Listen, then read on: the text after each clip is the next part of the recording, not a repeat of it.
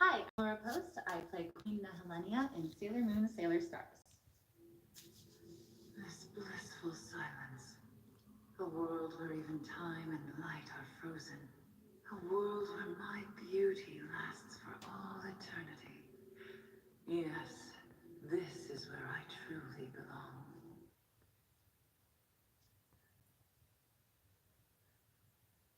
Yes, I was absolutely familiar with it. A lot of my friends as kids watched it. I watched a little of it.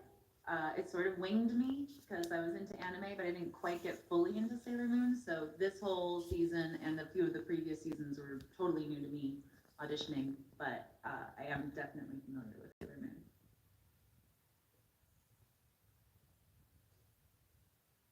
I felt that she was mostly driven by this just deep, deep jealousy and this hurt that the jealousy would cause. Because the sides that we got were actually a lot of the end scenes for Nehelenia in Stars. So it was, and some of the end scenes for the previous season actually. So, it's about her watching what everything she wants on the White Moon and just longing for it and hurting. And I think we can all kind of identify with that sort of, you work so hard at something and it seems like it just comes so effortlessly to everybody else or even just one person. And you just start to get jealous and then you just hate and then it hurts, but the hate just comes back on you until you just sort of come this ball of hate, which is where we meet Nehelenia, is just this bitter, angry, vengeful woman that has hinged it all on appearance. It's, oh, it was because, and the mirror sort of tricked her in that way, but uh, if no one will love me if I'm not beautiful. And here's this other queen who's just, oh, everyone loves me and it doesn't really matter if I'm beautiful, but I am because I'm perfect and everything's great. Yay me, hashtag blessed. And she just wants to choke that person. And I think that a lot of that jealousy and anger and rage is really what drives her and what came across to me in her character when I was auditioning. It's not just the anger part of it, but also the pain of it, of like, that's everything I want and I can't have it no matter how hard I seem to try.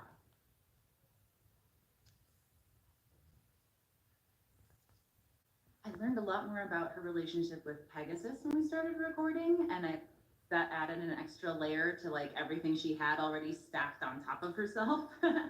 um, but for the most part, I felt like that those audition sides really presented the core of who she was, and I kind of stuck with that while recording.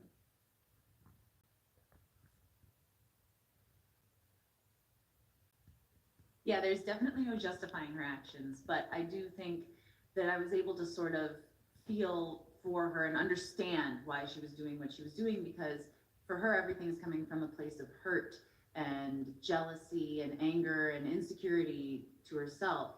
So instead of just being evil for the sake of being evil or being mean for the sake of being mean, she just has lost her sense of empathy for other people because she's just feeling so much hurt herself. I think she's just sort of lost in that pain. So that in that way, I was able to understand why she was doing what she was doing.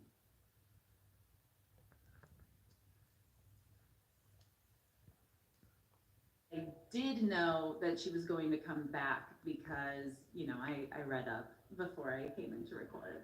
Um, so I thought that was really cool though, because generally, you're like, oh, she's the end villain of this season, the end. And then it was like, nope, she's the end villain of this season, and then she's the beginning villain of this season, which was super cool. And it was nice because, the it feels like she's not going to come back at the end of the last season. She goes off into space, and you're like, yep, that she'd rather be alone and beautiful than live in that world as an old hag. And I'm like, that's shows her insecurities. But it was so exciting to see her come back, and she had a beautiful redemption arc, and I just thought that was great. I can't say it's hands down more fun to play a villain because I've had a lot of fun playing heroes and I've had a lot of fun playing villains and I've had jobs that weren't as fun for both heroes and villains. So it sort of just depends on the character and what you're given to work with that character. And I feel like Queen Nehelenia had a lot to work with. I had a lot of fun playing Nehelenia. She's one of my favorite characters.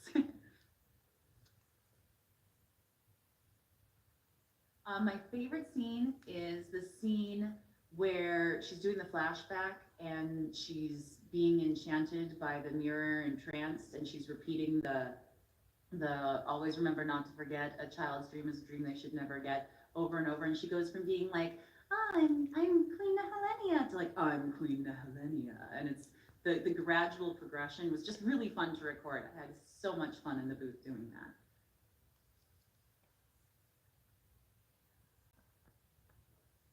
Probably the scenes in Stars where they'd really like push her buttons and she'd get really angry because she's still a queen, but she's also hurt and spiteful and sort of incredulous, like when they talk about, don't you have friends like that? And she's like, I hate friends.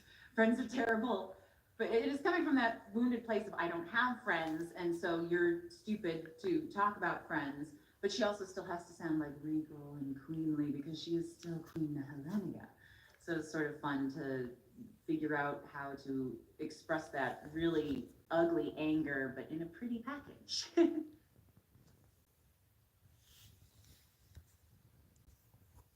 It is incredibly fun. I was so excited about that when I got the part and I was told you'll also be playing young Nehelenia. I was like, yes. So I was really excited that I got to play the character at every age because you're not always afforded that luxury when you're doing voiceover. Sometimes they're like, oh yeah, we already cast, young you and old you, and these are the actors and everything's, hunky dory. And that's fine too. But I was just really excited that it was like, if it's Nehelenia, I'm voicing her.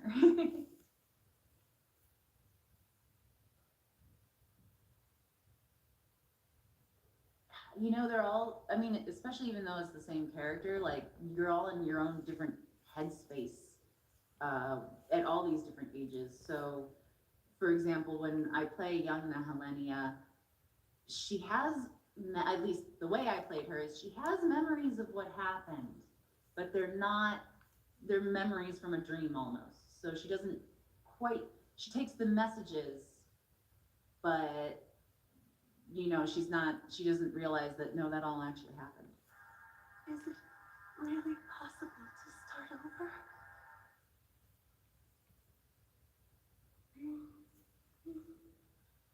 Did I fall asleep? Yes, but just for a moment. You must have been tired. Why don't you rest in your room? Okay.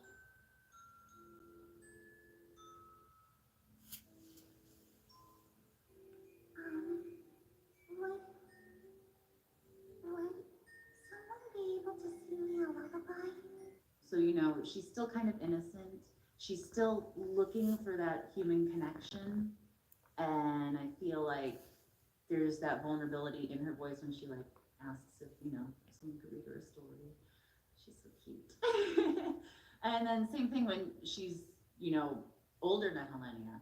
Um, it's that bitterness. Just she as an older character, all of that hatred and anger and jealousy has just worn her down to the point that she's just too tired to fight it anymore, and she's just sad and bitter and done.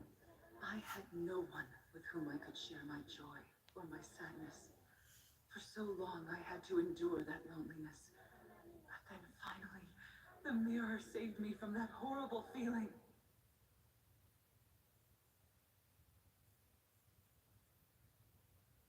I think she sort of despised them a little bit, which is why I think she underestimated them, and also why she didn't have a problem necessarily dealing with them in her way.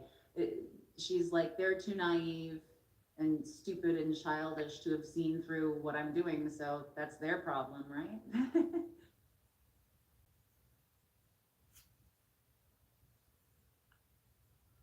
When I got the part, And we were doing the first day of recording. They were like, just so you understand, because the audience doesn't know this yet, but zirconia is you, is an old hag. So every time you have to look in the mirror, you have to see that reflection of yourself, and you can't stand it. And I was like, okay, thank you, because that's an important thing to know. And if I found out at the same time the audience found out, it wouldn't have the same impact. But yeah, so like, and there are certain lines where, you know, it kind of hints at it, like, I can't remember the exact word for word one, but it's like, how do you think I feel every time I have to look at you in the mirror? And you think it's that she's frustrated that you're never, you know, she won't accomplish the job, but it's actually that I have to look at how awful and disgusting, since she's so obsessed with looks, it's how awful and disgusting I am every time I have to talk to you. I hate it, you know? It's interesting.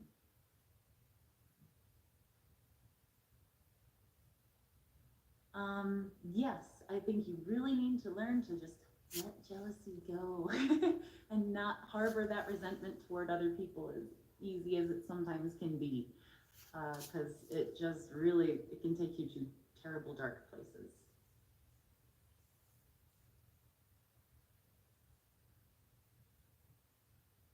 Loving yourself is a big important part of finding fulfillment in life.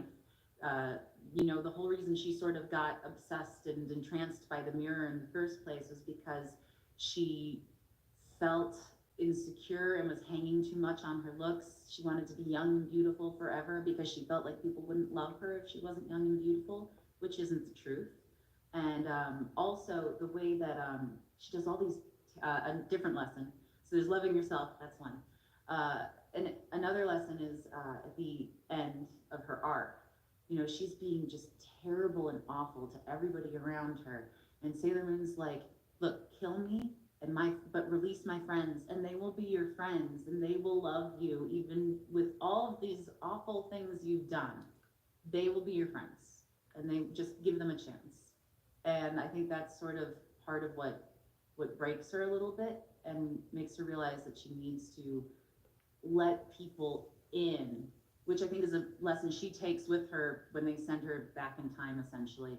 Because instead of just going to her room quietly, she reaches out to people and asks for, you know, connection and human interaction, because they don't know, like, that maybe she's a little lonely. So the fact that she reached out for help, I think, is going to transform her new future into a much brighter one.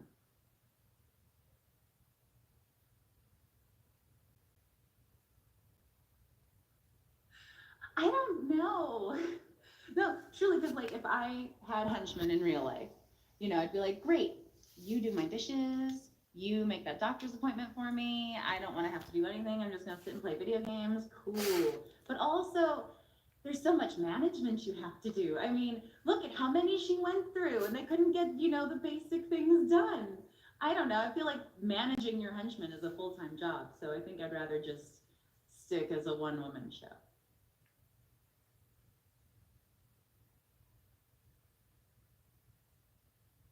Well, I don't know, obviously, but I'm really hoping that the lessons that she learned, she applies to herself, and she ends up being a great queen and doesn't kill everybody. I mean, fingers crossed. We don't see her again, so I'm gonna think everything worked out.